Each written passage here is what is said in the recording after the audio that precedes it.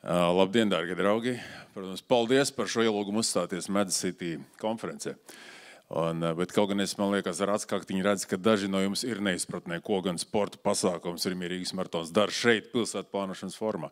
Tāpēc es jums uzjautāšu varbūt vienu jautājumu, cik no jums vispār vai nu paši ir skrējuši vai kā līdzjūtēji piedalījušies, bet vismaz vai bērni skrējuši vai vismaz zina, kas ir Rīgas maratons. Ja? Ok, rokas ir kaut kādas super. Paldies jums! Cik no jums varbūt ir skrējuši un speciāli braukuši kā maratonu turisti uz kādiem citiem lielpilsētu maratoniem vai sporta notikumiem? Ok, ir advancēta publika, viss kārtībā.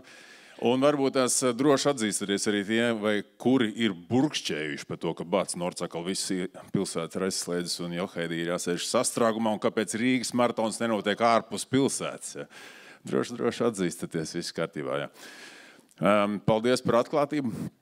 Es centīšos pavisam īsi, jo man ir 10 minūtes izstāstīt, kāpēc Rīgas maratonam ir jānotiek pilsētā, kāpēc viņš ir daudz kas vairāk, varbūt tās kā tikai sporta notikums. Un galvā, ja viņš ir kaut kas vairāk nekā sporta notikums, kas tad viņš īsti ir? Ja?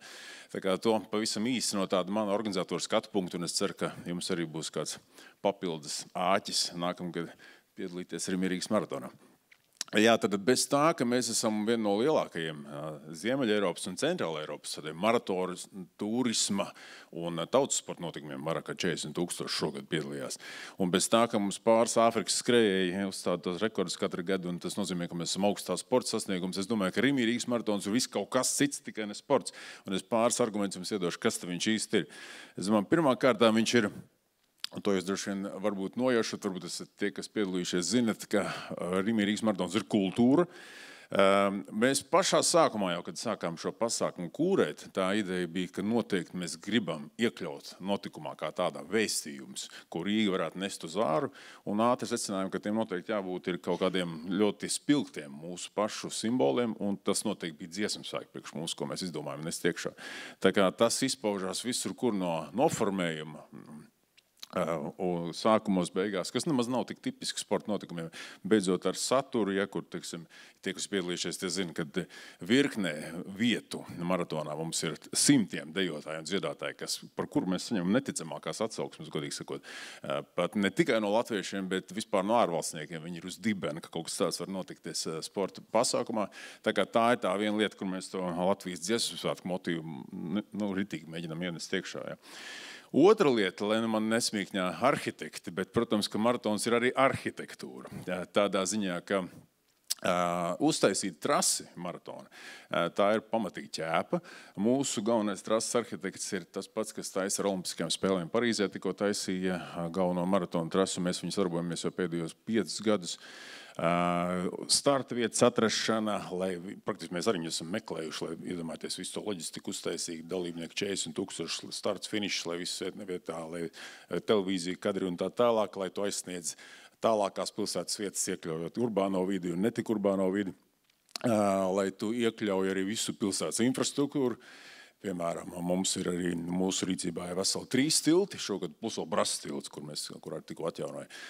Kā tos izmantot, jo viņi, protams, vislabākos skatus dod turistiem, un viņi jau kā viņi brauc dēļ skatiem.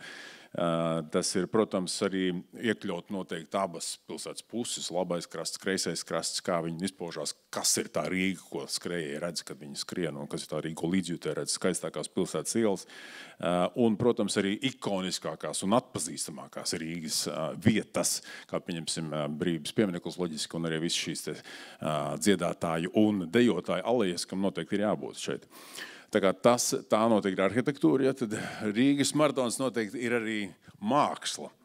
Mēs vienmēr šos Latvijas mākslas elements esam centušies ieintegrēt visos maratona aksesuāros, un jūs iespējams pat nenojaušat, cik lielā mērā īpaši ārvalstnieki grib visus šos aksesuārus un ir gatavi speciāli braukt tikai tāpēc, ka viņi dabūs purvīšu krekli vai, piemēram, medaļu, kurā ir iejaust iekšā, droši vien, kad aktīvākie mākslas pazinēja atpazīstais ir Strunke, un viņa gleznā cilvēks, kas ienāk istabā 21 km medaļā, ieintegrēt šeit, vai Henriksona slavenie zirgi, piemēram, ja, vai tikpat labi Germana Ermiča 2024. gadā taisītās medaļas, ar kurām mēs iekļuvām atvērumā wallpaperā. Wallpapers vispār nekad neraksta par maratoniem, bet te pēkšņi viņš raksta par sporta pasākumu, tāpēc, ka viņam ir tāda medaļa. Un virkni cilvēki brauc tikai uz Rīgu, lai dabūtu tikt pie Ermiča medaļas, piemēram. Tā kā dizainam tam noteikti ir, Rīgas maratons ir māksla dizains un tā tālāk.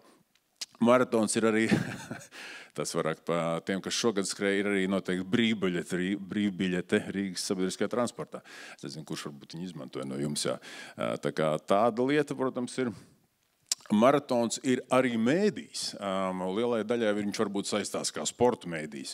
Ir tīpaši tā, ka mēs uzstādām Latvijas rekordus un tā tālāk. Un par to ziņo plaši un tālu, vai kad skrien visi pasaules atpazīstamākie skrējušie, Faith Kipigona vai Jessica Halla un Džepčirčir, kas uzvarējusi visos iespējamos čempionātos, tā skaitā Rīgā un tikko arī pasaules čempionātā Tokijā.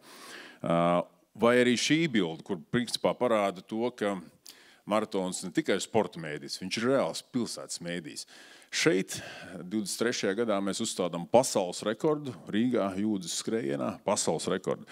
Un mans sapnis vienmēr bija skatoties uz to, kā Berlīnē, pieņemsim, maratons finišē pie Brandenburgas vārtiem, Londonā pie Buckinghams pils vai Ņujorkā Centrāla parkā, Parīzē pie Triumfa arkas, tā tālāk, viņam ir vismaz vienai distancē Rīgā ir jāfinišē arī ikoniskā Rīgas vietā.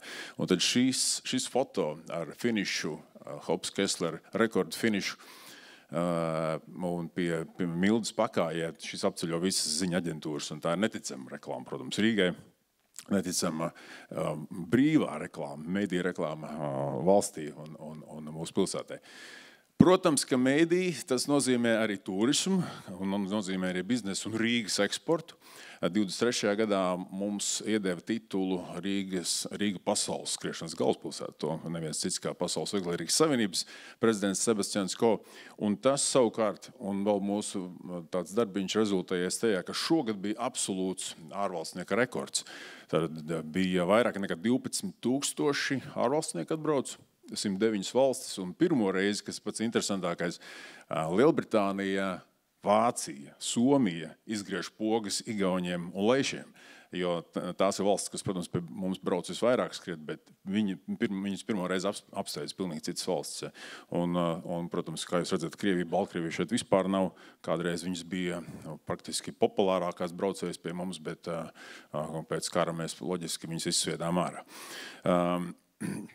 Tas, kas ir interesanti, ka turisti tikai no ārvalstu līdzekļiem vien, tas ir labs bizness kopumā pilsētai. Pilsētā ienāk apmēram 17 miljonu eiro tikai no ārvalstniekiem. Viņš šeit dzīvo kāds 4 dienas, ēd, dzer, guļ, izklaidējās, tērējās.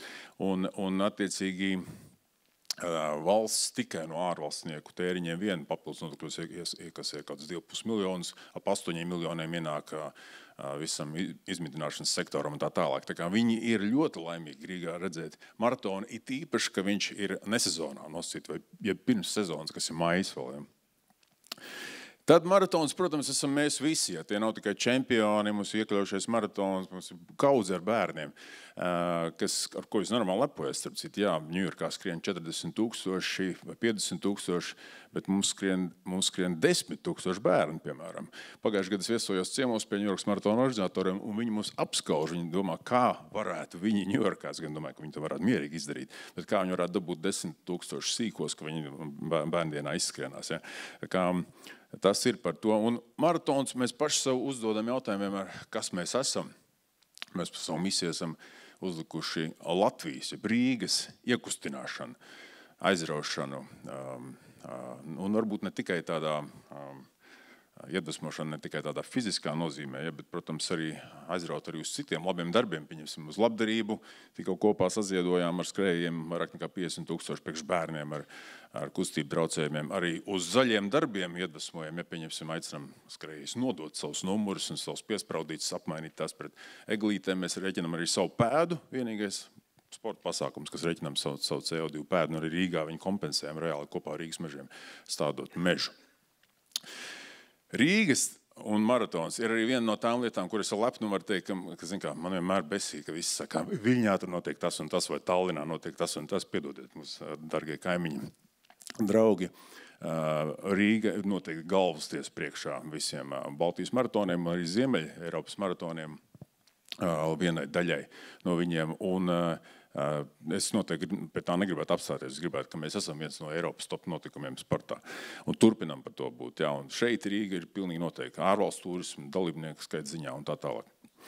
Un Rīga, mēs bieži uzdodam sev šo jautājumu plānošanas sapulcēs, kas ir maratons, vai, teiksim, vai Rīga būtu sliktāka, vai kas šeit mainītos, ja nebūtu Rīgas maratona.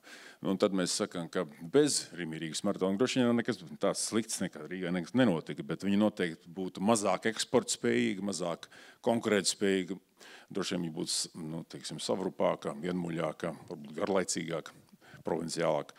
Pilnīgi noteikti Rīgā nebūtu tik daudz smaidīgi cilvēki, ja nebūtu maratonā. Tad tas divos vārdos, principā, kā es teicu, tad 40,000 dalībnieki, 109 pasaules valstis, Rīgas maratons ir Rīgas vizītkarte un Rīgas maratons ir Rīga. Es ceru, ka šie daži argumenti jums palīdzēs kādreiz atspēkot kāda burkšķēšana, tad, kad viņam jāpasēž bišķi korķos, un arī galu galā arī pamudinās jūs kustēties iedvesmos kādam savam nākamajam skrējienam un tiekamies nākamgad maijā Rīgas maratonā. Paldies jums!